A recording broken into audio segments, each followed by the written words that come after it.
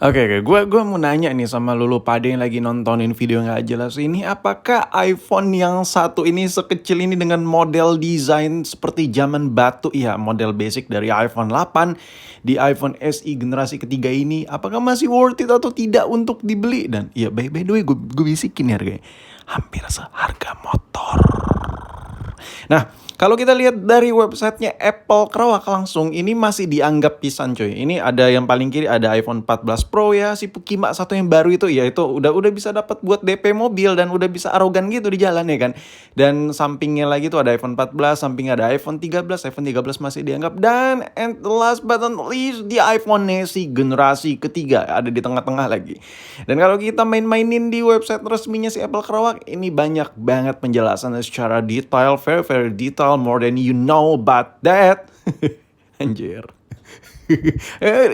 Jangan lupa tekan tombol dislike ya buat yang suka sama bahasa Jaksel gue. Nah, di sini ada tulisan-tulisan gak jelas yang diciptakan oleh Apple, yaitu love the power, love the price. Anjas, love the power, love the price? Really? Anjir. Gue bakal coba cari tahu di video gak jelas ini. Love the power, iya. Ya mungkin iya ada benar ya. Tapi love the price is a very bullshit, fully bullshit, totally bullshit. Love the price, starting at dari $400. It's really bullshit. Oke, kita lanjut lagi. A chip that really realizes chip, leave the battery alive, a lot of 5G connection, a decision to make it to the last with a bokeh, and the super touch camera. Super touch camera, ya nanti gue coba buktiin di ya agak-agak peng-highlight video dikit-dikit lah. Nanti gue kasih lihat hasil foto dari di iPhone SE generasi ketiga ini.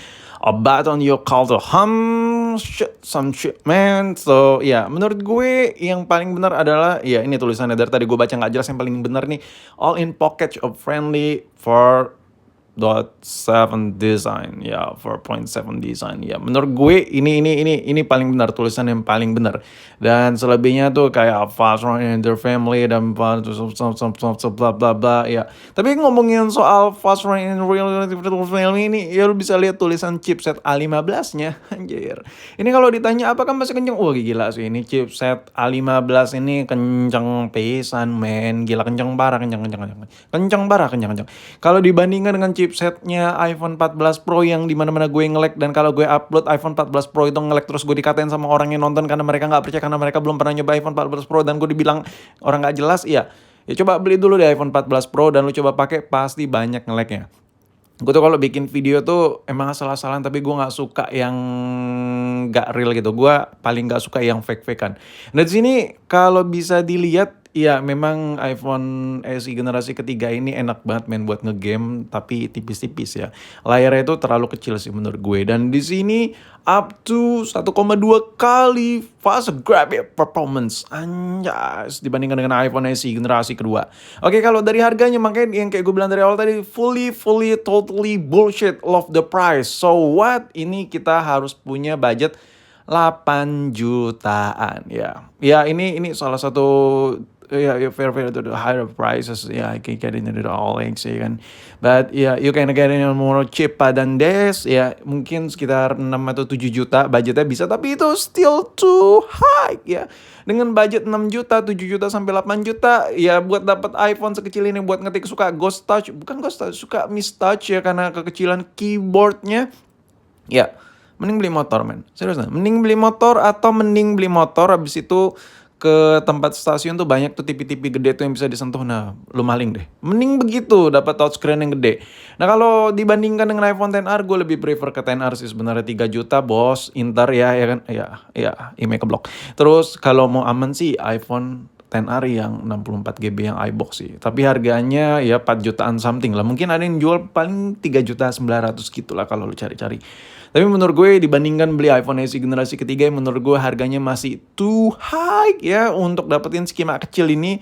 Menurut gue it's not really worth it ya. Kalau lu pengen bener-bener budgeting banget ya, kalau lu mikirin for the money ya, kalau lu mikirin bener-bener price ya. Karena kita nggak bisa ngikutin kata Apple ya kan, love the price ya. Mungkin hanya fanboy garis keras aja yang langsung percaya love the price. So it's a fucking price. Nah kalau dilihat di sini ada tulisannya lagi, Ini nih, paling gue kesel nih baterainya kecil terus ditulis di sini big time battery life. Anjay. Can you believe in that? Ya, dengan desain iPhone 8 terus ada tulisan big time battery life. Can you imagine that thing? Itu ukuran baterai kecil ya. Nggak usah jauh-jauh lah lawan Android yang sejuta ke bawah juga emangnya lebih gede. Jadi menurut gue dengan ukuran model iPhone 8 ini sampai mana sih Apple bisa bikin baterai itu hemat? Mungkin emangnya dinaikin dikit dan ya gue sekedar bisikin informasi aja kenapa bisa lebih baterai itu jauh lebih awet dan kenapa Apple tadi ngasih tulisan performa baterai yang baik. Karena performa chipset dari chipset yang dipakai di iPhone SE generasi ketiga ini irit daya. So that's a fine, but ya kalau dibandingkan dengan Android yang harga sejutaan udah 5.000 mAh, of course Android is still winner. Nah, di sini kalau kita lihat dari spesifikasinya, jadi dia lawan 10R yang gue bandingin di awal tadi itu wah gila sih, hampir beda 1000 mAh. Jadi kalau definitely kita comparing antara Apple to Apple, sebenarnya iPhone SE generasi ketiga yang harganya 7 juta, 8 juta ini nggak ada worth it-nya sama sekali. Tapi kalau lu ada di Singapura, lu ada di USA yang jauh sana harus ya berjam-jam kalau naik pesawat itu worth it. Nah ini hasil foto generasi pertama iPhone SE generasi ketiga maksud gue. Foto-foto yang lagi lu lihat ini udah gue capture terus gue edit-edit dikit tipis-tipis karena gue pengen nyoba. Ternyata hasil foto iPhone SE generasi ketiga ini karakternya mirip-mirip kayak iPhone 13 Pro yang gue pakai kemarin-kemarin sama iPhone 14 Pro yang lagi gue pakai sekarang. Karakternya mirip-mirip kalau udah di grading seperti ini dan lu bisa lihat gila sih. Dengan desain seperti iPhone 8 mereka bisa ngasih hasil kamera yang bagus. Nah, ini foto kedua gue tes low light gitu.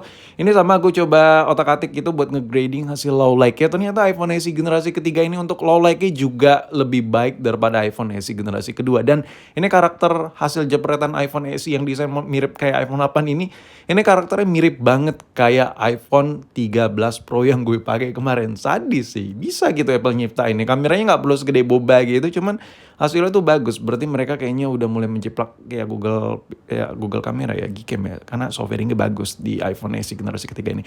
But overall dengan budget 7 juta sampai nyentuh 8 juta, balik lagi conclusion is still worth it or not? Ya of course, ya kalau lu tanya ke gue, my answer is not really worth it. It's not cheap, yeah. So if you live in Indonesia, you cannot love the price so anymore. So gue lebih rekomendasiin lu buat beli iPhone 11 yang resmi iBox. Ya jangan yang email ke blok. Nah, menurut gue di iPhone 11 ini dengan budget 6 juta, 7 juta, bahkan harganya bisa lebih murah daripada iPhone SE generasi ketiga. Lo dapat lebih banyak, ada kamera lensa lebar, ada baterai yang lebih besar, layar lebih besar, udah poni, lebih mensupport apps yang ada di tahun-tahun mendatang karena udah support layar poni. Ya udah bukan 4,7 lagi ya layarnya. Jadi menurut gue ya itu jauh lebih enak lah karena menurut gue sesuatu yang ada di sini tuh menurut gue masih nggak worth it lah dengan harga segitu desain lama dan layar kecil baterai kecil. Coba lu pikir lagi deh.